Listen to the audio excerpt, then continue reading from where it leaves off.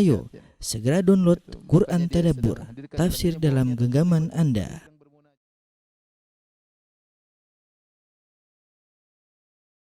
Bismillahirrahmanirrahim. Assalamualaikum warahmatullahi wabarakatuh.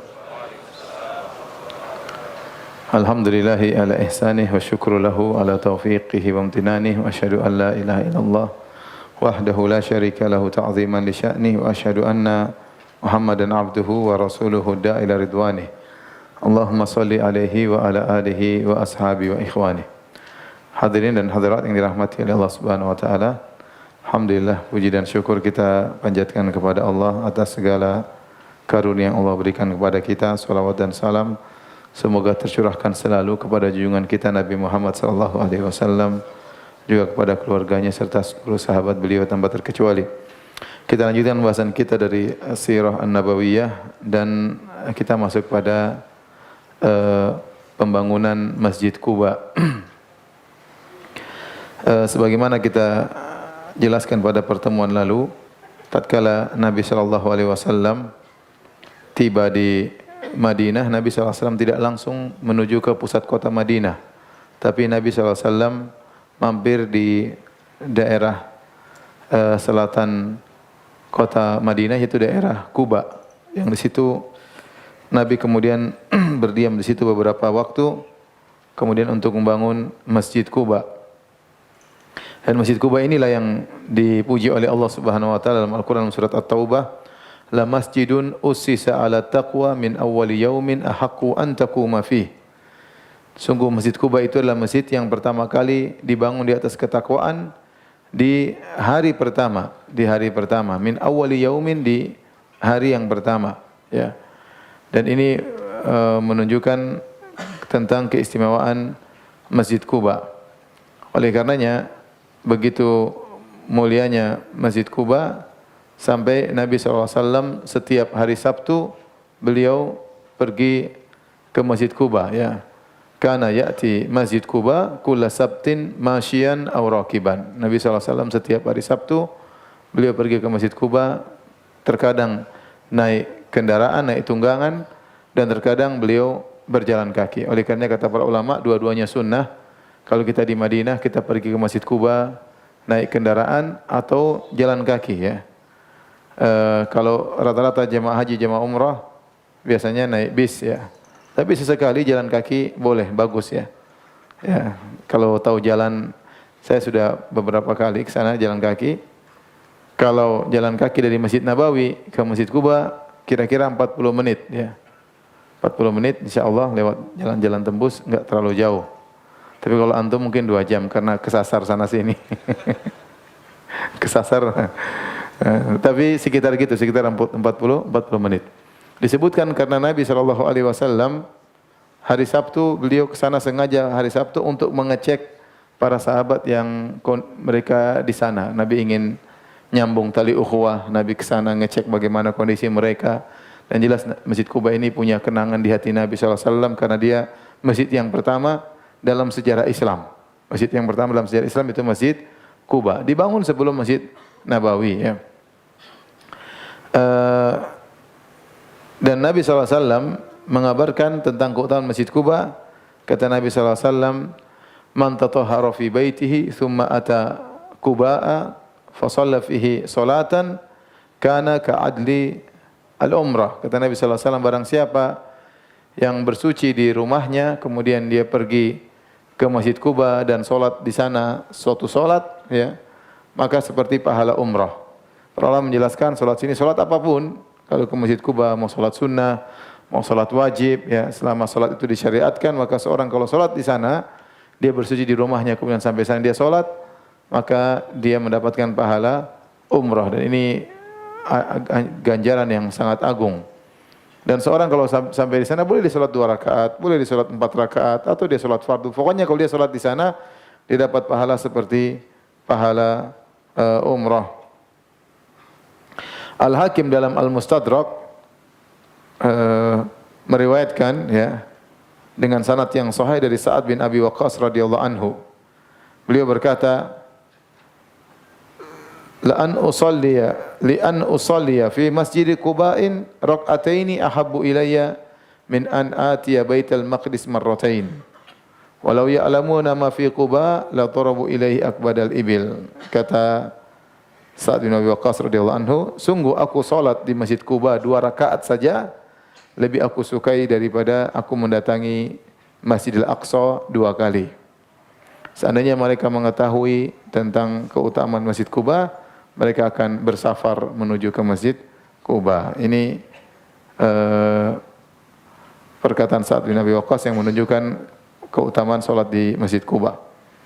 Setelah Nabi SAW membangun Masjid Quba, tentunya kata para ulama ini menunjukkan konsentrasi Nabi penuh tentang masjid, karena masjid adalah pusat kegiatan Islam. Masjid dahulu bukan cuma buat salat aja, ya. Para sahabat kumpul di sana, rapat di sana, kegiatan dakwah di sana, ya. Ada masalah kemasyarakatan mereka diskusikan di masjid.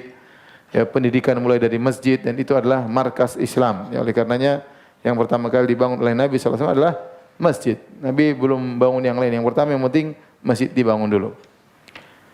Setelah Nabi selesai bangun masjid, kemudian Nabi SAW naik di atas tunggangannya. Kemudian Abu Bakar dibonceng oleh Nabi SAW.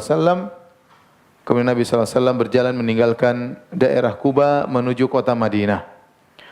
Waktu Nabi SAW berjalan bersama Abu Bakar, maka datang sekelompok dari Banu Najjar, yaitu kaum Ansar, yang mereka datang mengelilingi Nabi SAW sambil menghunuskan pedang mereka. Ya, mereka pun mengiringi Nabi SAW dalam perjalanannya. Kemudian di tengah perjalanan, waktu itu Nabi SAW meninggalkan Quba hari Jumat. Di tengah perjalanan Nabi mendapati waktu duha, ya, atau waktu Jumat di sebuah tempat lembah yang disebut dengan Wadi Ronuna, lembah Ronuna. Kemudian Nabi SAW pun sholat Jumat di situ bersama sekitar 100 orang para sahabat, dan beliau masih menghadap Baitul Maqdis, karena selama Nabi di Madinah, awal datang ke kota Madinah, kiblat belum ke Ka'bah, masih di Baitul Maqdis. Maka Nabi pun sholat Jumat di sana. Yang sekarang tempat tersebut dibangun masjid namanya Masjid Al-Jum'ah. Masjid Al-Jum'ah. Lokasi dari Quba menuju Masjid Al-Jum'ah sekitar 900 meter. 900 meter. Sekarang sudah dibuat masjid bersejarah dinamakan dengan Masjid Al-Jum'ah. Itulah lokasi di mana Nabi pertama kali sholat Jumat di kota Madinah bersama sekitar 100 orang sahabat.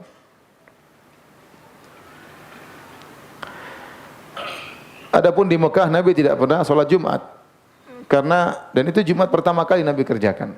Ya. Adapun di Mekah Nabi tidak pernah sholat Jumat karena kondisi tidak memungkinkan, karena Jumat butuh khutbah, butuh tempat orang berkumpul, sementara mereka di Mekah mereka diintimidasi, disiksa, ya, dipersulit oleh kaum musyrikin, sehingga Nabi tidak berkesempatan sholat Jumat. Baru pertama Nabi sholat Jumat tatkala tiba di kota Madinah. Kemudian berangkatlah setelah sholat Jumat, Nabi melanjutkan perjalanan menuju pusat kota Madinah. Dulu Quba itu bukan Madinah, ya. Quba itu luar kota, ya. Kalau sekarang ya Quba sudah masuk kota Madinah, ya, karena Madinah semakin luas. Dulu kota Madinah kecil, ya. Kata para ulama, kota Madinah dahulu itulah Masjid Nabawi bersama pagarnya. Itulah kota Madinah zaman dahulu.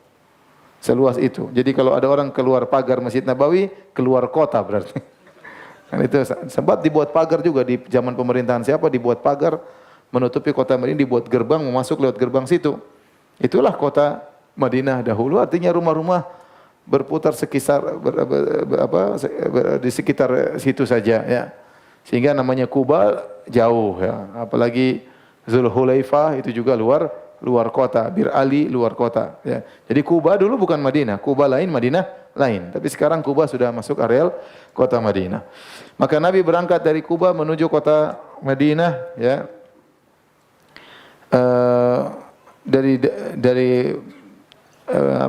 Dari perkampungan Bani Salim bin Auf.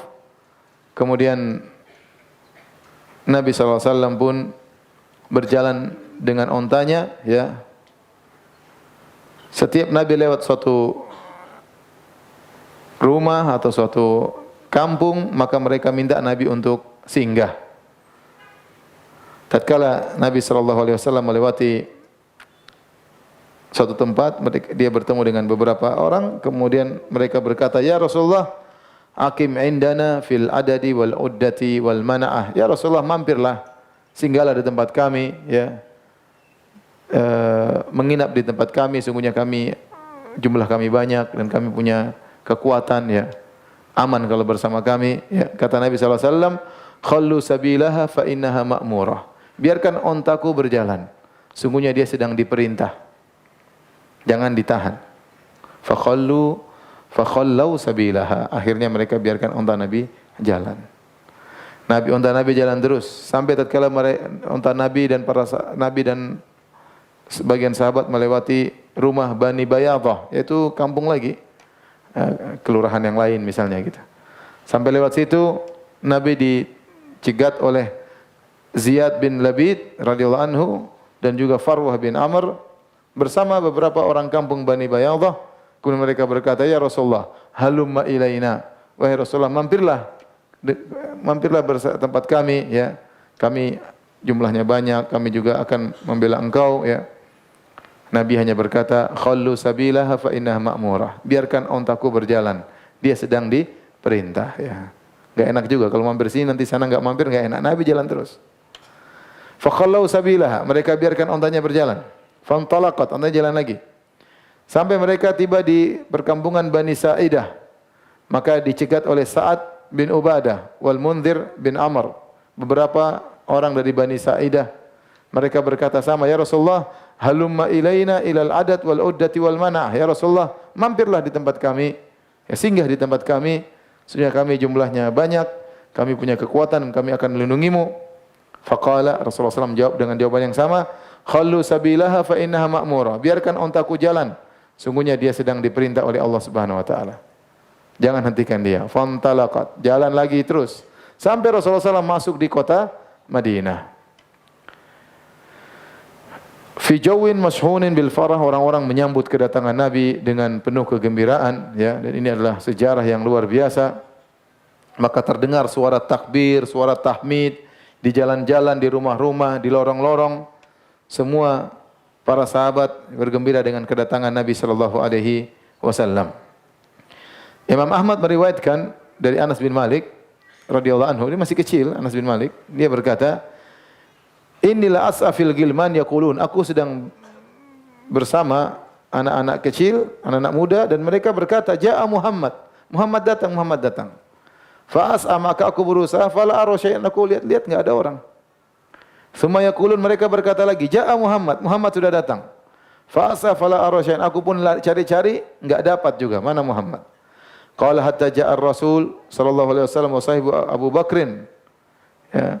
Fakamanna fi ba'dhi hiraril Madinah, ya. Thumma ba'atha rajulan min ahli badiyah liyu'dhina bihim al-ansar. Maka kami tiba-tiba datang Nabi dan Abu Bakar, dan kami sedang berada di suatu tempat, kami bersembunyi, ngelihat-lihat, oh kelihatan Nabi sallallahu alaihi wasallam bersama Abu Bakar. Maka kemudian Rasulullah SAW dan Abu Bakar mengutus seorang untuk mengumumkan kepada kaum Ansar bahwasanya Nabi sudah datang. Maka datanglah para sahabat, ya, sekitar 500 orang, mereka menyambut kedatangan Nabi dan Abu Bakar radhiyallahu taala anhu. Sambil mereka berkata, "Intaliqu aminin muta'in." Ya, silakan jalan wahai Nabi dan Abu Bakar, kalian datang dalam kondisi aman dan akan ditaati. Orang-orang begitu ramai menyambut Nabi sallallahu alaihi wasallam sampai gadis-gadis yang biasanya dipingit dalam rumah juga keluar pingin lihat. Pingin lihat siapa? Nabi sallallahu alaihi wasallam. Mereka berkata, "Ayyuhum hu?" Mana yang Muhammad? Mana yang Muhammad? Mereka sampai keluar-keluar di rumah-rumah, ya. Ya, ingin tahu Nabi sallallahu alaihi wasallam. Kata Al-Bara bin Azib, "Fama ra'aitu ahlal Madinati farihu bi syai'in farahum bi Rasulillah sallallahu alaihi wasallam." Aku tidak pernah melihat penduduk kota Madinah gembira sebagaimana gembira mereka tatkala mereka menyambut kedatangan Rasulullah sallallahu alaihi wasallam. Sampai orang-orang berkata, "Qadima Rasulullah sallallahu alaihi wasallam, Rasulullah sallallahu telah datang." Maka para lelaki, para wanita sampai naik di atas atap-atap rumah ingin lihat Nabi. Ya. Anak-anak, pembantu-pembantu, semua tersebar di jalan-jalan. Semuanya berteriak, Ya Muhammad, Ya Rasulullah, Ya Muhammad, Ya Rasulullah. Gembira karena kedatangan Nabi sallallahu alaihi wasallam. Anas bin Malik berkata, "Lamma kana al-yawmul ladzi dakhala Rasulullah sallallahu alaihi wasallam fil Madinah, adha'a minha kullu syai." Tatkala Nabi pertama kali masuk di kota Madinah, maka seluruh perkara di kota Madinah terasa terang benderang. Anas berkata juga, "Fama ra'aitu yawman qad anwara wala ahsana min yawmin dakhala Rasulullah sallallahu alaihi wasallam Abu Bakar al-Madinah." Aku tidak pernah mendapati suatu hari yang begitu bercahaya dan begitu indah seperti hari pertama kali Nabi dan Abu Bakar masuk dalam kota Madinah. Kemudian Nabi SAW setiap melewati rumah dari kaum Ansar di kota Madinah, semuanya memegang tali kekang onta Nabi SAW. Kemudian mereka berkata, "Ya Rasulullah, mampir, mampir." Rasulullah berkata, "Khallu sabilaha fa innaha ma'mura." Biarkan ontaku jalan, sungguhnya dia sedang diperintahkan. Enggak ada mampir-mampir. Kemudian Rasulullah SAW terus jalan dengan ontanya. Sampai Rasulullah SAW tiba di rumah dari Bani Malik ibn Najjar, tempat dibangunnya Masjid Nabawi. Jadi yang memilih lokasi dibangunnya masjid itu onta atas perintah siapa? Allah. Bukan Nabi yang milih. Yang milih Allah. Tetapi melalui onta tersebut. Tiba-tiba onta tersebut berhenti di lokasi tempat Masjid Nabawi akan dibangun. Dia pun duduk di situ. Dan Nabi belum turun. Dia duduk sebentar, kemudian dia bangun lagi. Bangkit lagi onta tersebut, wasarat qalilan. Kemudian dia jalan, maju lagi. Setelah dia jalan, kemudian dia tengok kanan, tengok kiri, dia balik lagi. Kemudian nderem lagi di tempat yang tadi, ya. Maka disitulah tempat dibangun Masjid Nabawi. Tatkala dia sudah di situ, ya, dan itu lokasi tempat mirbat litamar, yaitu tempat pengeringan korma. Kalau mereka panen korma, mereka keringkan supaya korma tersebut mungkin lebih baik, ya. Ternyata tempat tersebut adalah milik dua anak yatim dari Bani Malik bin Najjar, dan mereka sedang dirawat atau dipelihara oleh As'ad bin Zurarah. Tatkala unta tersebut menderam, sudah menderam, kemudian kepalanya dia tundukkan, berarti selesai, dia enggak akan bangun lagi, ya. Maka Nabi pun turun dari ontanya, ya. Persis di depannya ada rumahnya Abu Ayyub Al-Ansari radhiyallahu anhu. Maka Nabi berkata, "Hadza insya'allahul manzil." Insyaallah di sinilah tempat untuk tinggal. Ya, dan ini tentunya seperti saya katakan tadi, bahwasanya onta tersebut berjalan menuju tempat tadi atas petunjuk Allah Subhanahu wa taala. Makanya dia mengatakan, "Khallu sabilaha fa innaha ma'mura." Biarkan dia berjalan, itu perintah Allah Subhanahu wa taala. Kemudian Nabi SAW berkata dalam sebagian riwayat, "Anzilu ala Bani Najjar akhwali Abdul Muttalib ukrimuhum bidzalik." Rupanya Nabi di tempat bangun Masjid Nabawi itu di kampungnya Bani Najjar. Bani Najjar ini siapa? Bani Najjar ini adalah keluarga ibunya Abdul Muttalib. Ibunya Abdul Muttalib. Jadi kan Nabi namanya Muhammad bin Abdullah bin Abdul Muttalib bin Hashim. Kenapa? Karena Hashim itu, sebagaimana kita pernah jelaskan di awal pengajian, Hashim dia tinggal di Mekah dan dia suka berdagang ke Syam. Suatu hari dia pergi ke negeri Syam, dia mampir dulu di kota Madinah sebelum pergi ke negeri Syam. Waktu mampir di kota Madinah, dia menikah dengan seorang wanita dari Bani Najjar, namanya Salma binti Amr. Maka dia menikah dengan wanita tersebut, kemudian dia berdagang ke negeri Syam, akhirnya meninggal di sana. Ternyata waktu dia meninggal, istrinya hamil. Maka lahirlah seorang anak namanya Syaibah. Kakeknya Nabi SAW, Syaibah. Disebutkan waktu dia lahir ada semacam uban di kepalanya, maka dinamakan dengan Syaibah. Syaibah itu artinya uban. Kemudian tinggallah Syaibah bersama ibunya Salma binti Amr An-Najariyah di kota Madinah sampai sekitar umurnya 8 tahun. Sementara Hashim ini yang dia adalah pembesar kota Mekah, ya.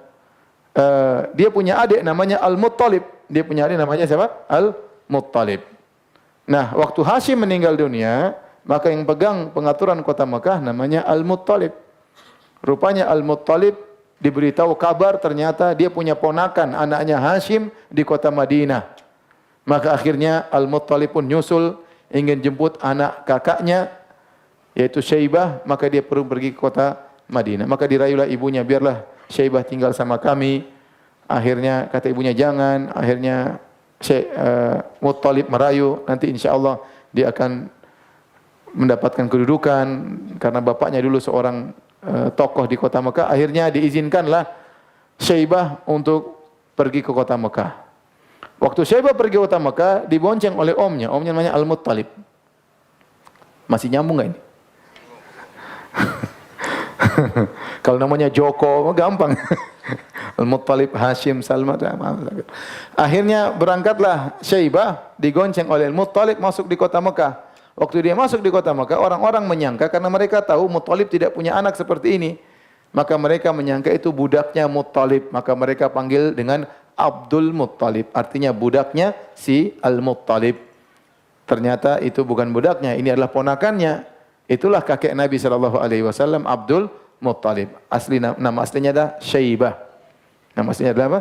Syaibah. Jadi kakek Nabi itu, Al-Muttalib itu, ibunya namanya Salma binti Amr An-Najjariyah.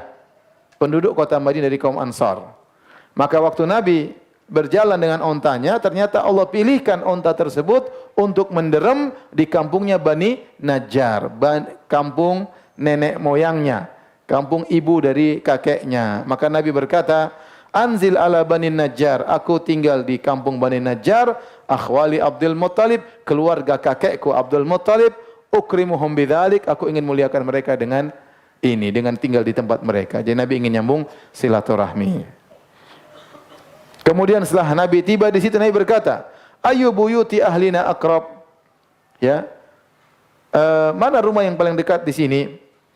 Maka Abu Ayyub Al-Ansari radhiyallahu anhu langsung menimpali. Dia berkata, "Ya Nabiullah, hadhihi dari." Wahai Nabiullah, wahai Rasulullah, inilah rumahku. Wa hadza babi, dan inilah pintuku, dekat dengan tempat onta menderem, ya. Faqala lahu sallallahu alaihi wasallam, "Fantalik fahayyi lana maqilan." Ayo pergi, siapkan tempat kami untuk menginap. Abu Ayyub pintar, ya. Waktu dia pergi, dia ambil pelananya Nabi dari onta, dia bawa ke rumahnya biar Nabi enggak pergi, ya. Fahtamala Abu Ayyub rahlan Nabi sallallahu alaihi wasallam. Maka Nabi belum masuk, dia duluan. Dia mendahului Nabi, dia ambil pelananya, dia bawa masuk ke rumahnya.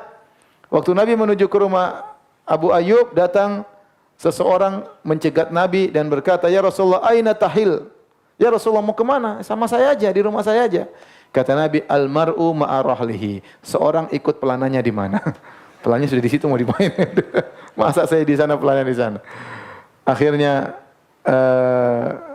kemudian As'ad bin Zurarah mengambil onta Nabi, kemudian disimpan oleh As'ad bin Zurarah. Adapun Abu Bakar radhiyallahu anhu, sebagaimana kita sampaikan pada pertemuan lalu, Abu Bakar nginap di seorang sahabat namanya Kharijah bin Zaid, yang nanti punya anak namanya Ummu Kulthum, saudarinya Aisyah radhiyallahu taala anha, ya. Jadi saya sampaikan Abu Bakar punya anak perempuan 3, yaitu Asma, Aisyah, sama Ummu Kulthum. Asma ibunya kafirah, ya, ibunya kafirah, ya. Aisyah ibunya namanya Ummu Ruman. Adapun Ummu Kulthum ibunya namanya, kalau nggak salah, Habibah bintu Kharijah, ya. Jadi Abu Bakar berapa istrinya? 3, tidak seperti kita, ya. Jadi ibunya beda-beda. Jadi mereka semua Asma, Aisyah sama Ummu Kulthum bersaudara sebapak lain ibu, sebapak lain ibu. Jangan serius banget dengarnya, santai aja. Baik. Hijrahnya Nabi sallallahu alaihi wasallam itu di bulan Rabiul Awal.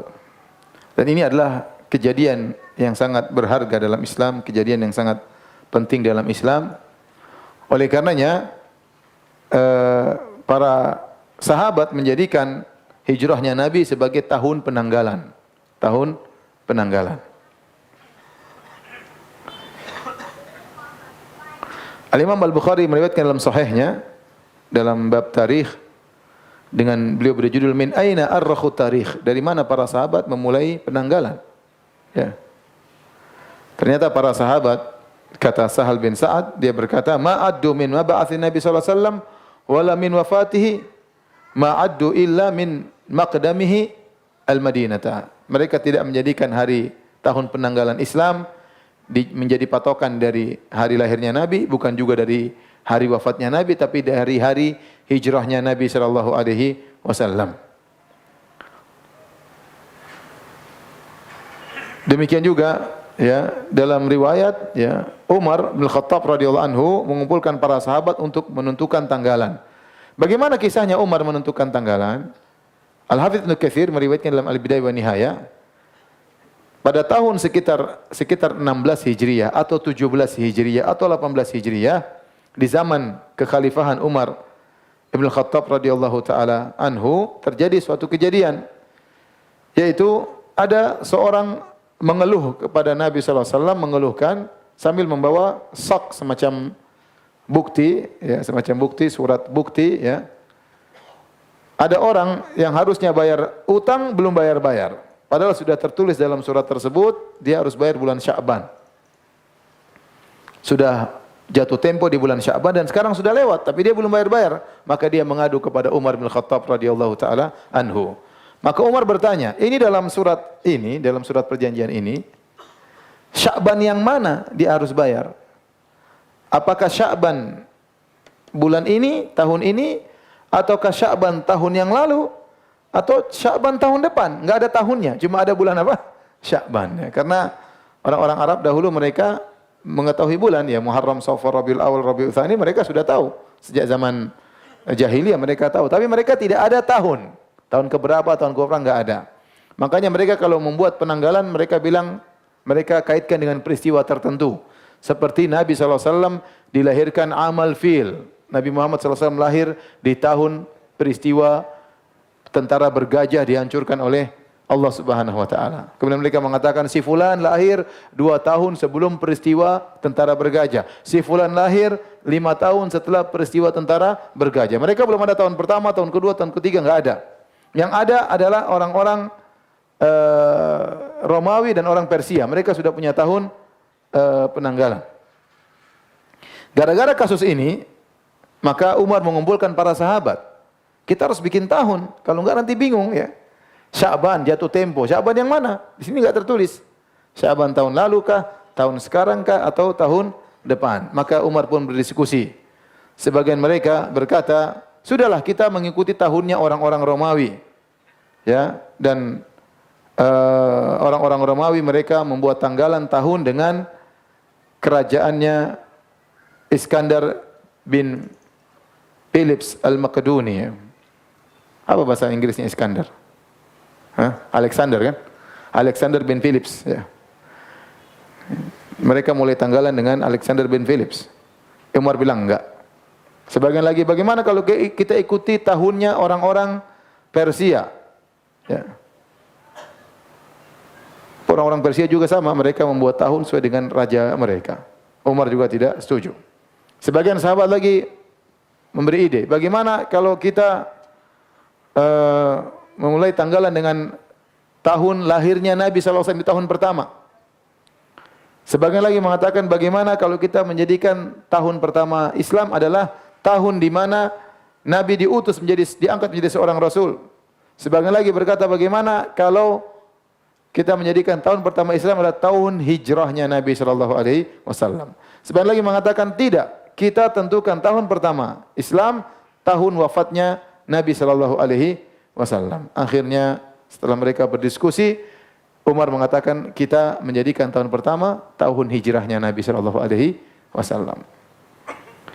Al-Hafidz Ibnu Hajar rahimahullah taala waktu mengomentari kisah ini, ya, beliau berkata, apa hikmahnya? Kenapa tidak dijadikan tahun lahirnya Nabi sebagai tahun pertama Islam, atau tahun wafatnya Nabi sebagai tahun wafatnya Islam? Ya. Ibnu Hajar berkata, li'anna al-maulida wal mab'ats la yakhlu wahidun minhuma minan niza' fi ta'yin sanah. Karena ya, kenapa tidak tahun pas wafat atau lahir atau Nabi diutus menjadi seorang Rasul? Kata Al-Hafidz Ibnu Hajar, karena lahirnya Nabi tahun keberapa dan diangkatnya Nabi menjadi seorang Nabi, itu selalu ada khilaf, tidak jelas. Kapan lahirnya Nabi ada khilaf di kalangan para ulama. Kapan Nabi diangkat menjadi seorang Rasul juga khilaf di kalangan para ulama. Ya. Kemudian juga adapun wafat, Nabi wafat semua orang sepakat, tidak ada yang khilaf. Nabi wafat pada tahun 11 Hijriah. Tetapi kalau dijadikan tahun wafatnya Nabi sebagai hari tanggalan Islam, maka ini akan menimbulkan orang-orang akan terus bersedih, ya, dan dikhawatirkan terjadi apa yang terjadi. Akhirnya yang tertinggal cuma tahun hijrah. Tahun hijrah.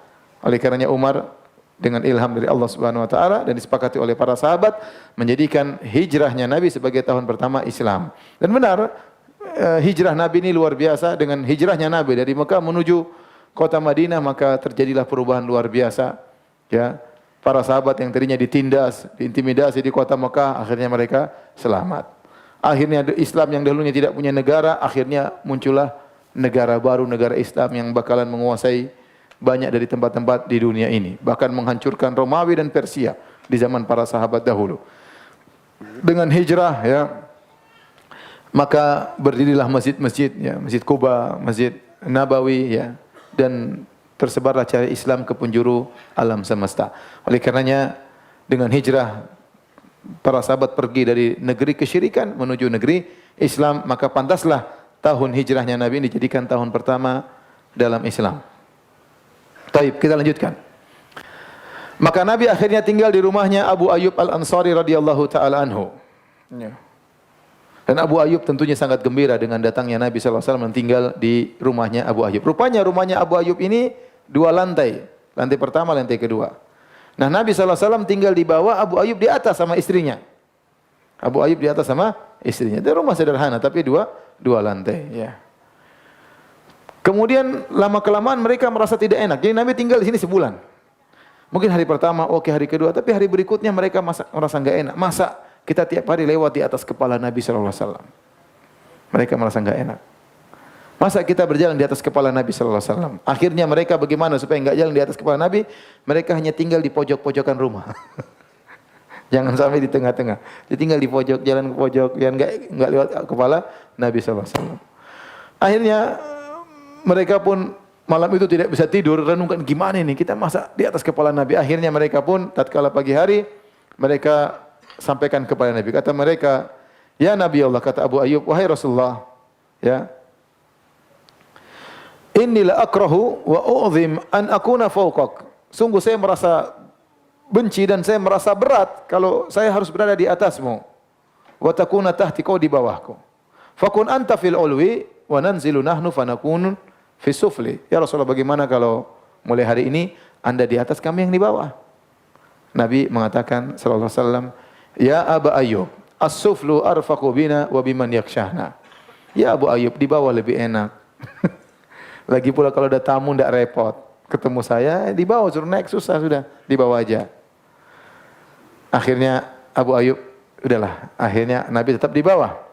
Kata Abu Ayyub, "Wa kunna fawqahu fil maskan." Kami terus tinggal di atas. Sampai suatu hari ada bejana tempat air milik kami pecah.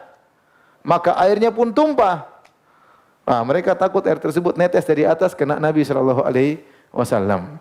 Maka kata Abu Ayyub, "Faqumtu ana wa ummu Ayyub bi qatifatin lana. Ma lana li hafun ghairuha." Kami pun mengambil selimut milik kami dan kami tidak punya selimut kecuali itu saja. Kami untuk agar air tidak tumpah ke bawah kami ambilin. Ya, kami untuk mengeringkan lantai di atas. Khawatir air menetes sampai kena Nabi sallallahu alaihi wasallam. Akhirnya setelah kejadian itu, kata Abu Ayyub, aku pun turun menemui Nabi sallallahu alaihi wasallam. Aku berkata, "La a'lu saqifatan anta tahtaha." Aku tidak mungkin ya Rasulullah. Tidak mungkin saya tinggal di atas suatu atap yang di bawahnya ada dirimu. Rasulullah bilang, "Enggak, saya di bawah aja." Abu Ayyub, "Enggak ya Rasulullah, harus." Terus Abu Ayyub terus ngerayu Nabi sallallahu alaihi wasallam, ya. Dan terus minta, "Ya Rasulullah, kamu di atas saja." Akhirnya Rasulullah SAW pun mengalah, ya, menghormati sahibul bait. Akhirnya Rasulullah SAW naik di atas dan Abu Ayyub pun di bawah. Kata Abu Ayyub, wa kunna nasna'u lin Nabi sallallahu alaihi wasallam al-asya. Kami masakan Nabi makan malam. Tsumma nab'ath bihi ilail. Terus kami kirim makanan tersebut kepada Nabi sallallahu alaihi wasallam. Fa idza radda alaina fadlahu tayammamtu ana wa ummu Ayyub mawdi asabihi. Nabi dikasih kirim banyak, nanti Nabi mungkin ambil separuh. Mungkin misalnya adonan Nabi ambil separuh, diambil dengan tangannya, sisanya dia turunkan untuk makannya Abu Ayyub sama Ummu Ayyub. Jadi Abu Ayyub hidangkan banyak ya. Nabi ambil secukupnya, Nabi potong dengan tangannya. Begitu Nabi turunkan sisanya, maka kata Abu Ayyub dan Ummu Ayyub, kami pun mencari sisa bekas tangan Nabi, berkah. Kami pun cari, kami makan itu sisa bekas potongan apa?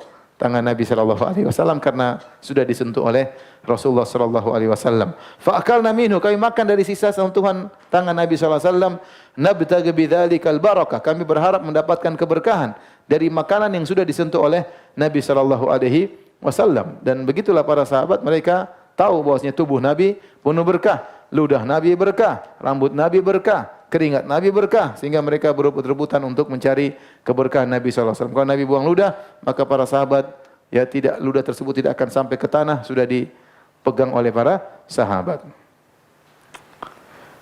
Sampai suatu hari kami bikin makan malam, ya.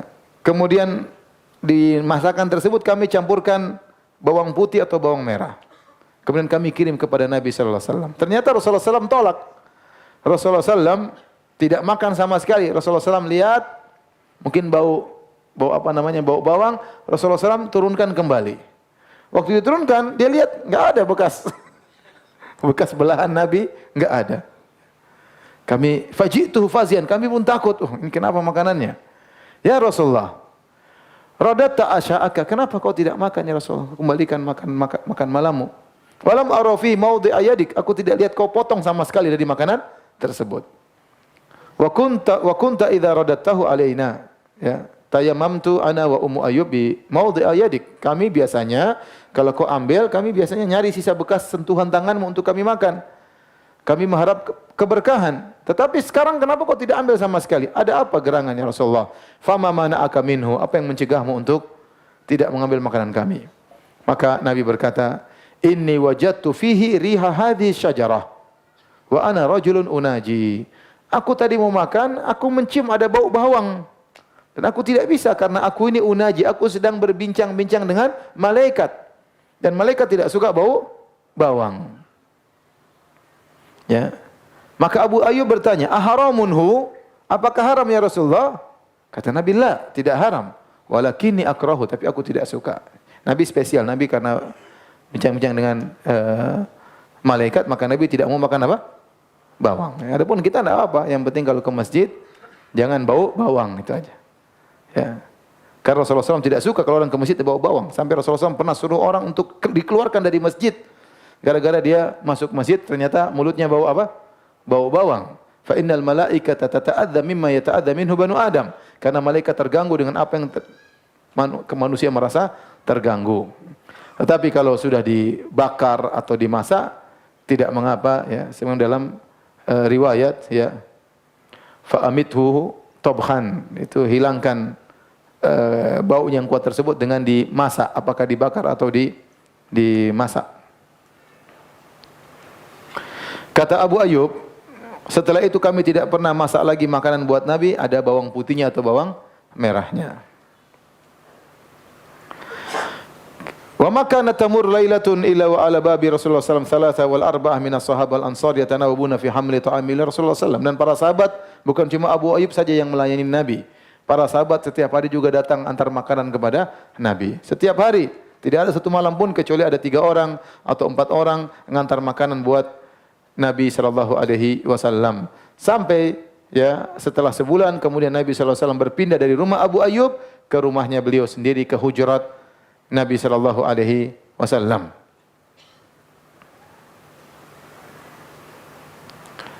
Hadirin dan hadirat yang dirahmati Allah Subhanahu wa taala, berlalu hari-hari ya, Nabi sallallahu alaihi wasallam sudah meninggal ya. Kemudian Ibnu Abbas sudah besar. Ibnu Abbas sampai di masa pemerintahan Ali bin Abi Thalib. Ibnu Abbas ya di Basrah diangkat menjadi seorang gubernur di Basrah. Ali yang menunjuk Ibnu Abbas. Ibnu Abbas adalah Ahlul Bait. Jadi Ahlul Bait itu siapa? Ahlul Bait itu semua dari keturunan Bani Hashim, semuanya Ahlul Bait. Di antaranya zuriyatun Nabi sallallahu alaihi wasallam, di antaranya Alu Abbas, anak-anak keturunan Abbas bin Abdul Muttalib semuanya Ahlul Bait. Oleh karena saya di Madinah saya punya kawan-kawan, ada yang Ahlul Bait dari keturunan Nabi sallallahu alaihi wasallam, ada yang dari zuriyatul Husain, ada yang dari zuriyat Al-Hasan, dari keturunan Al-Hasan bin Ali bin Abi Thalib. Dan ada juga saya punya teman Ahlul Bait dari keturunan Abbas bin Abdul Muttalib. Mereka juga Ahlul Bait. Keturunan Abbas. Di antara Ahlul Bait adalah Ibnu Abbas. Ibnu Abbas adalah sepupu Nabi sallallahu alaihi wasallam dan dia sahabat junior. Ya. Setelah Nabi sallallahu alaihi wasallam meninggal, Ibnu Abbas suatu saat menjadi wali Al-Basrah, menjadi gubernur di Basrah, ditunjuk oleh Ali bin Abi Thalib. Ya, kebetulan waktu itu Abu Ayyub Al-Ansari sedang datang ke Basrah. Datang menuju Basrah. Dan juga gubernurnya adalah Ibnu Abbas. Maka Ibnu Abbas mendapati kedatangan Abu Ayyub Al-Ansari sebagai kesempatan besar untuk dia membalas kebaikan Abu Ayyub yang pernah melayani Nabi sallallahu alaihi wasallam. Tatkala Abu Ayyub datang ke Basrah, ya, maka Ibnu Abbas pun tahu, dia pun mengosongkan rumahnya. Farraga lahu baitahu, diriwayatkan oleh Al-Hakim dalam Mustadrak yang hasan, ya, dari Habib bin Abi Thabit, anna Abu Ayyub Al-Ansari qadima ala Ibnu Abbas al-Basrata fafarraga lahu baitahu. Tatkala Abu Ayyub datang ke Basrah, maka Ibnu Abbas mengosongkan rumahnya untuk siapa? Abu Ayyub, karena Nabi pernah tinggal di rumahnya Abu Ayyub. Kemudian dia berkata kepada Abu Ayyub, Ibnu Abbas, la asna'anna bika kama sana'ta bi Rasulillah sallallahu alaihi wasallam. Aku akan memperlakukan engkau wahai Abu Ayyub sebagaimana pernah kau perlakukan Nabi Muhammad sallallahu alaihi wasallam.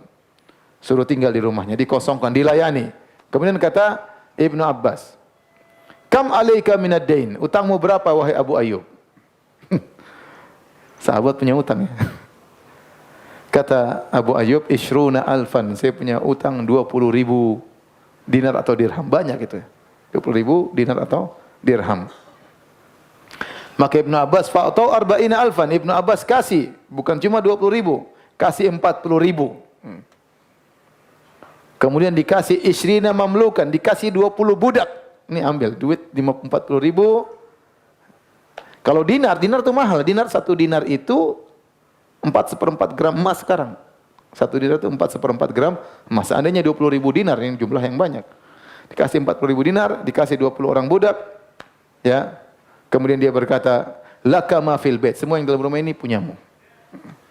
Kenapa dia ingat bagaimana jasanya Abu Ayyub kepada Nabi sallallahu alaihi wasallam. Abu Ayyub tidak pernah melayani Nabi minta balasan, tidak. Tetapi demikianlah, ada keluarga Nabi, kerabat Nabi Ibnu Abbas yang tahu bagaimana membalas jasa seorang yang mulia seperti Abu Ayyub Al-Ansari radhiyallahu taala anhu. Dan itulah yang disampaikan oleh Nabi sallallahu alaihi wasallam.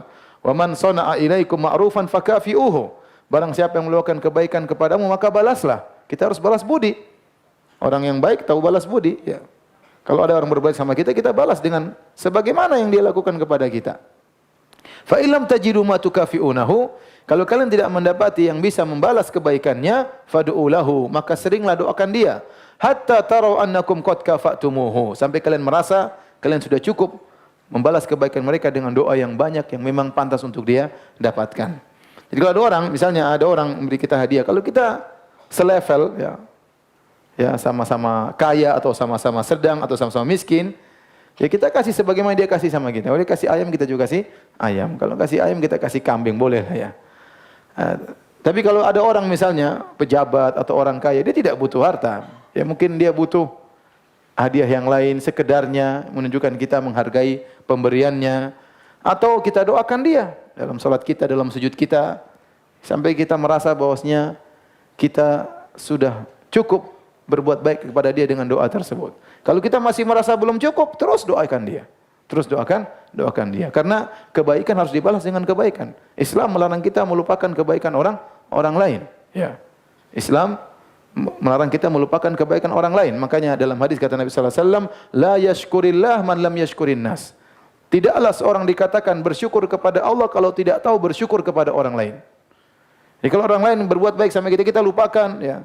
Mentang-mentang sekarang kita sudah berada, kita sudah kaya, teman lama kita buang semua, tidak pernah kita cuekin. Ini enggak benar namanya. Kita tidak tahu membalas kebaikan orang. Bisa jadi teman kita yang dulu ya, yang kita dalam kesulitan dia bantu kita ya. Terus kita lupakan begitu karena dapat teman-teman baru misalnya, itu tidak boleh. Itu namanya tidak tahu berterima kasih kepada Allah. La yashkurillah man la yashkurin nas. Tidaklah bersyukur kepada Allah orang yang tidak tahu berterima kasih kepada manusia. Kalau kita tidak bisa balas dengan harta karena kita enggak punya harta atau karena orang tersebut tidak butuh harta seperti dia pejabat atau orang kaya, maka doa. Yang terbaik adalah apa? Doa. Makanya kata Nabi sallallahu alaihi wasallam, fa illam tajidu ma tukafi'unahu, kalau kau tidak mampu membalas kebaikan dia, fad'u lahu, doakan dia. Doakan dia. Jadi jangan pelit ya. Pelit sudah pelit dengan harta, pelit lagi dengan apa? Dengan doa. Orang tersebut tidak butuh dengan harta, dia butuh dengan doa. Taib. Hadirin dan hadirat Allah Subhanahu wa taala. Tatkala Nabi sementara tinggal di rumahnya Abu Ayyub Al-Ansari radhiyallahu anhu, ya. Maka Nabi mengirim Zaid bin Harithah. Zaid bin Harithah dan Abu Rafi'. Zaid bin Harithah kita tahu ya, dia Zaid bin Harithah adalah budaknya Nabi yang dibebaskan oleh Nabi. Tadinya adalah seorang budak dibeli oleh Hakim bin Hizam di pasar, ponakannya Khadijah. Kemudian budak tersebut dihadiahkan kepada bibinya Khadijah. Kemudian Khadijah menghadiahkan Zaid bin Harithah kepada Nabi. Zaid bin Harithah ini akhirnya diangkat menjadi anak angkat Nabi sallallahu alaihi wasallam. Ya, karena Nabi tidak punya anak laki-laki. Nabi sangat sayang kepada dia. Hibbu Rasulillah, orang yang sangat dicintai oleh Nabi. Tinggal di rumah Nabi sampai dia dijuluki dengan Zaid bin Muhammad. Dahulu orang manggilnya Zaid bin Muhammad. Sampai akhirnya Allah larang, ud'uhum li abaihim, ya, huwa aqsatu indallah, ya. Itu lebih baik. Maka setelah itu tidak boleh lagi panggil Zaid bin Muhammad, tetapi dinisbahkan kepada bapaknya Zaid bin Al-Harithah. Tapi dia adalah orang sangat dicintai oleh Nabi sallallahu alaihi wasallam. Dia punya anak namanya Usama bin Zaid. Itu juga sangat dicintai oleh Nabi. Maka dijuluki hibbu hubbi Rasulillah, yaitu anak dari kesayangan dari kesayangannya Nabi. Dia juga sangat disayang sama Nabi. Bapaknya juga sangat disayang oleh Nabi sallallahu alaihi wasallam. Nabi utus dua orang, Zaid bin Harithah dan Abu Rafi'. Ini juga budaknya Nabi sallallahu alaihi wasallam. Diutus ke Mekah untuk jemput keluarga Nabi karena keluarga Nabi belum datang. Nabi sudah hijrah, masih tinggal perempuan-perempuan di kota Mekah. Ya. Dibekali dengan 2 onta dan juga 500 dirham untuk mendatangkan keluarga Nabi sallallahu alaihi wasallam. Maka akhirnya Zaid bin Harithah dan Abu Rafi' membawa Fatimah radhiyallahu taala anha. Ali sudah nyusul duluan, Fatimah belum. Dijemputlah Fatimah. Belum ya, mereka belum menikah sepertinya, belum menikah ya. Ali duluan, Fatimah belakangan. Ummu Kulthum radhiyallahu anha putri Nabi sallallahu alaihi wasallam. Kemudian Saudah binti Zam'ah istrinya Nabi sallallahu alaihi wasallam. Nabi sudah menikah dengan siapa? Saudah. Kemudian Ummu Aiman yaitu hadinat Rasulullah sallallahu alaihi wasallam, dulu pernah mengayomi Nabi sallallahu alaihi wasallam dan dia adalah istrinya Zaid bin Harithah. Kemudian anaknya Usamah bin Zaid. Ya. Adapun putri Nabi Zainab waktu mau diajak ke kota Madinah, maka Zainab tidak mau. Kenapa? Bukan dia tidak mau, tapi dia dilarang oleh suaminya. Suaminya itu yaitu Abul As bin Rabi' masih musyrik. Masih apa? Musyrik, ya. Adapun Ruqayyah putri Nabi sallallahu alaihi wasallam sudah duluan berangkat ke kota Madinah bersama Utsman bin Affan suaminya radhiyallahu taala anhum ajma'in. Ya, maka akhirnya keluarga Nabi pun datang. Demikian juga Abu Bakar As-Siddiq suruh mengambil keluarganya, maka datanglah Ummu Ruman, istrinya Abu Bakar, ibunya Aisyah. Kemudian Aisyah dan Asma radhiyallahu taala anhuma, kemudian mereka pun datang tinggal bersama Abu Bakar di kota Madinah. Tatkala hijrah, lahirlah seorang sahabat mulia namanya Abdullah bin Zubair. Abdullah bin Zubair, anaknya Asma bintu Abu Bakar. Ya, tadi sudah saya bilang Asma bintu Abu Bakar, saudari sebapaknya siapa? Aisyah. Abu Bakar ini anak perempuannya ada berapa? 3. Asma, Aisyah dan Ummu Kulthum. Asma bintu Abu Bakar menikah dengan Zubair bin Awam. Zubair bin Awam ya, juga kerabat dengan Nabi sallallahu alaihi wasallam. Anaknya bibinya Nabi sallallahu alaihi wasallam, Zubair bin Awam. Dari Zubair bin Awam menikah dengan Asma binti Abu Bakar punya anak 2. Terkenal dalam hadis-hadis. Yang pertama Abdullah bin Zubair, dia seorang sahabat lahir di tahun pertama hijrahnya Nabi sallallahu alaihi wasallam. Dan ada lagi anaknya kedua namanya Urwah bin Zubair, sering juga meriwayatkan hadis dari Aisyah radhiyallahu anha, dan Urwah bin Zubair ini tabi'in karena dia tidak menemui Nabi sallallahu alaihi wasallam. Abdullah bin Zubair sahabat. Ketika Asma sampai di kota Madinah ya, dalam kondisi hamil, tiba di kota Madinah kemudian dia melahirkan anaknya Abdullah bin Zubair. Waktu Abdullah bin Zubair lahir, maka ibunya Asma datang membawa putranya Abdullah bin Zubair kepada Nabi sallallahu alaihi wasallam agar ditahnik oleh Nabi sallallahu alaihi wasallam. Maka Nabi pun mengambil korma, dan itu kebiasaan para sahabat kalau mereka punya anak dibawa langsung ke Nabi sallallahu alaihi wasallam. Maka Nabi pun menggigit korma, melumat-lumat korma, kemudian Nabi pun ambil korma tersebut, dia masukkan ke dalam mulut Abdullah bin Zubair, dimasukkan, dan itu yang pertama kali masuk dalam mulut Abdullah bin Zubair, korma bersama air liur Nabi sallallahu alaihi wasallam. Dan itu kebiasaan para sahabat, dan Nabi namakan anak tersebut dengan Abdullah sambil didoakan keberkahan. Nah, khilaf di kalangan para ulama, apakah tahnik ini berlaku hanya khusus kepada Nabi ataukah kepada para sahabat yang lain? 2 pendapat. Sebagian ulama berpendapat ini hanya khusus Nabi sallallahu alaihi wasallam karena para sahabat tidak membawakan kepada sahabat-sahabat yang lain. Kalau mereka punya anak, mereka tidak bawa kepada Abu Bakar, kepada Umar, tapi mereka hanya bawa kepada Nabi karena Nabi memang spesial. Air liurnya apa?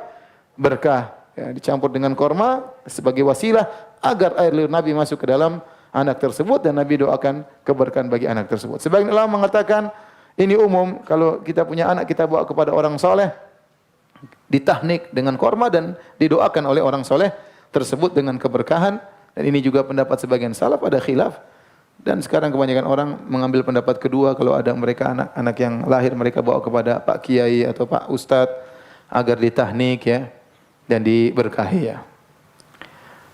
Kita sering bercanda kalau di Madinah, orang Indonesia itu suka sekali, kadang kita bercanda, orang Indonesia itu suka sekali makan sambal. Mungkin tahniknya pakai sambal dulu.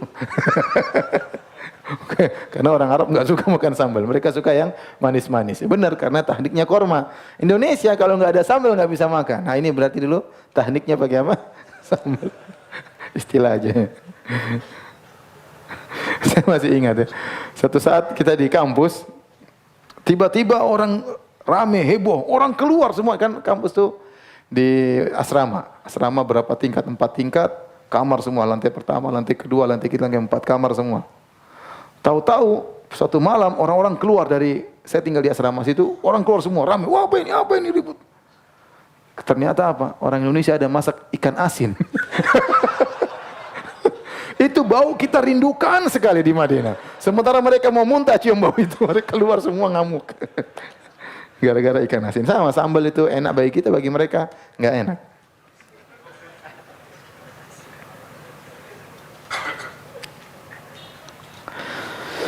Baik hadirin. Lanjut apa tanya jawab? Lanjut sedikit ya. Lanjut sedikit. Kota Madinah adalah kota yang dikenal dengan kota pembawa demam. Demam di sana dikenal dengan Hummal Madinah. Demam kota Madinah. Orang yang tinggal sana pasti kena demam. Kalau saya katakan, saya sering sampaikan ibarat di Papua dikenal dengan malaria. Orang ke Papua pasti kena malaria. Nah, orang kalau ke kota Madinah pasti kena demam Madinah.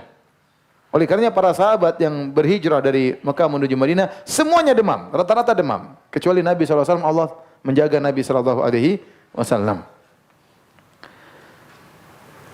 Al-Imam Ahmad meriwayatkan dengan sanad yang sahih dari Ali bin Abi Thalib, beliau berkata radhiyallahu anhu, "Lamma qadimna al-Madinata asabna min thimariha fajtawainaha wa asabana biha wa'kun." Tatkala kami tiba di kota Madinah, enak kami makan buah-buahan kota Madinah, tetapi kami enggak cocok dengan cuacanya, maka kami pun terkena demam. Akhirnya kaum Muhajirin terkena demam tatkala itu, dan mereka sangat kesulitan demam, tapi mereka tetap salat di masjid dan mereka sholat dalam kondisi duduk. Enggak kuat berdiri. Ya. Demamnya parah. Al-Imam Ahmad meriwayatkan dari Anas bin Malik radhiyallahu anhu, Nabi waktu datang kota Madinah dan wahia Muhammadun, yaitu kota Madinah penuh dengan demam, fahumman nas, maka orang-orang pun terkena demam. Fadakhala Nabi sallallahu alaihi wasallam al-masjid. Nabi masuk ke Masjid Nabawi, wan nasu qu'udun yusallun, orang-orang duduk sambil salat dalam kondisi apa? Duduk. Semua duduk dalam kondisi apa? Duduk. Rupanya sakit semuanya. Tapi subhanallah, mereka sakit, mereka semangat ke mana?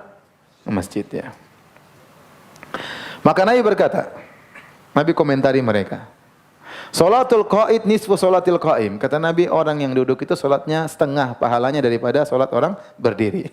Kata Anas, fatajassaman nasu salata qiyaman. Maka orang-orang berusaha berdiri. Tidak mau dapat pahala separuh. Lihat para sahabat, sakit-sakit pingin dapat pahala sempurna. Kita ceramah sana sini, salat berjamaah 27 kali lipat. 1 kali lipat juga tidak apa-apa di rumah ya. 27 kali lipat belum semangat. Ya. Ini sahabat sakit-sakit cuma dibilang 2 kali lipat harus berdiri, mereka berdiri padahal setengah mati. Mereka dalam kondisi sakit, mereka tetap ingin berdiri agar pahala sempurna bisa dapat 2 kali lipat. Karena solat berdiri, pahalanya 2 kali lipat daripada solat duduk. Bagaimana lagi kalau solat ke masjid 27 kali lipat? Pahalanya besar sekali. Oleh karenanya seorang, ya, belum lagi pahala yang lain, langkahkan kaki dari rumah menuju masjid.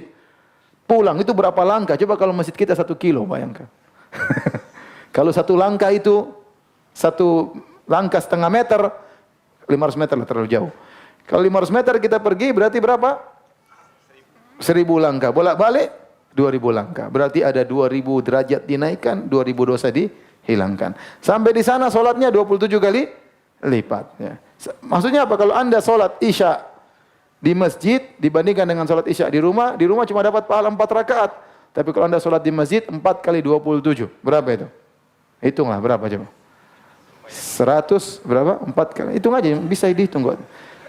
80 tambah 28. 108 kali lipat. Bayangkan. Kalau dikali setahun, coba bayangkan. Ini selalu salat isya di rumah terus. Ini salat isya di masjid terus. Bayangkan. Jauh sekali. 108 kali 365 hari. Oh, sudah luar biasa. Ya. Tapi begitulah, kita kadang kurang semangat, malas-malasan. Tapi kalau dunia kita begitu, semangat. Seandainya kalau di masjid diumumkan, siapa yang sholat di masjid dapat 27 ekor kambing, orang pasti semangat ke masjid. Seandainya di tarbiyah dibilang, siapa yang sholat di tarbiyah dapat kambing 27 ekor, pasti masjid sudah rame. Rame kambing. Jadi sahabat itu dibilang sholat di dengan berdiri 2 kali lipat, maka mereka pun semangat untuk berdiri. Dan rata-rata orang sakit, ya. Sampai keluarga Abu Bakar sakit semua. Al-Imam Ahmad meriwayatkan dengan sanad yang sahih dari Aisyah, beliau berkata, "Lamma qadima Rasulullah sallallahu alaihi wasallam Madinah ishtaka ashabuhu." Tatkala Nabi datang ke Madinah, sahabat-sahabat pada sakit. Washtaka Abu Bakar, Abu Bakar juga demam. Amir bin Fuhairah, maula Abu Bakar, budaknya Abu Bakar, Amir bin Fuhairah juga demam. Bilal juga demam. Fasta'dzanat Aisyah radhiyallahu anha Rasulullah sallallahu alaihi wasallam fi iyadatihim. Aisyah minta izin, ya Rasul, saya ingin kunjungi kerabat-kerabat saya. Fa'adzina laha. Maka Nabi izinkan. Maka Aisyah bertemu dengan bapaknya, Abu Bakar, lagi demam. Aisyah bertanya, "Kaifa tajiduka?" Wahai ayahanda, bagaimana kau dapat dirimu? Bagaimana kondisimu? Abu Bakar berkata, "Kullu mri'in musabbahun fi ahlihi wal mautu adna min syiraki na'lihi." Ya, artinya ya, setiap orang bisa jadi meninggal dunia di keluarganya di pagi hari. Dan sungguhnya kematian itu sangat dekat kepada seorang daripada tali sendalnya sendiri. Artinya Abu Bakar merasa bakalan apa? Meninggal dunia. Saking sakitnya itu, dia bilang setiap orang sekarang ini bisa jadi pagi hari sudah meninggal di rumahnya. Dan kematian lebih dekat kepada seorang daripada tali sendalnya. Aisyah bertanya lagi kepada Amir bin Fuhairah, budak bapaknya, bagaimana kondisimu? Kata dia, "Inni wajadtul mauta qabla dzauqihi." Aku sudah merasakan kematian sebelum merasakan kematian. Artinya sudah merasa, jadi demamnya ini parah. Orang kena malaria kan, aduh kayaknya saya tewas sudah mati. Jadi memang demamnya parah dialami oleh para sahabat. Sampai akhirnya Rasulullah sallallahu alaihi wasallam, karena para sahabat banyak yang sakit, akhirnya Nabi sallallahu alaihi wasallam berdoa kepada Allah agar memindahkan demam wabah dari kota Madinah ke tempat lain. Maka Nabi berdoa, Allahumma habib ilaina al-Madinata ka hubbina Makkah aw ashad. Ya Allah, jadikanlah kami cinta kepada kota Madinah sebagaimana kami cinta kepada kota Mekah, atau lebih berat lagi, besar lagi kecintaan kami kepada kota Madinah. Wa sahihha. Ya Allah, jadikanlah kota Madinah kota yang sehat, tidak ada penyakit-penyakit dan wabah-wabah. Wa barik lana fi sa'iha wa muddiha. Dan berikanlah kami keberkahan dalam sa'nya dan mudnya, ya. Artinya makanan di sana berkah. Wangkul hummaha, pindahkanlah demamnya, faja'alha fil Juhfah, pindahkanlah demamnya ke kota Juhfah.